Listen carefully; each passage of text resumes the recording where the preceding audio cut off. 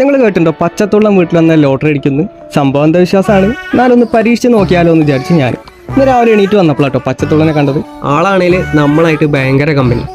ആളെ ഞാൻ കിട്ടിയ സ്ഥലത്ത് തന്നെ വെച്ച് വണ്ടീൻ്റെ കീയും ഹെൽമെറ്റും എടുക്കാൻ പോയി. എന്തിനാ? ലോട്ടറി എടുക്കാൻ തന്നെ.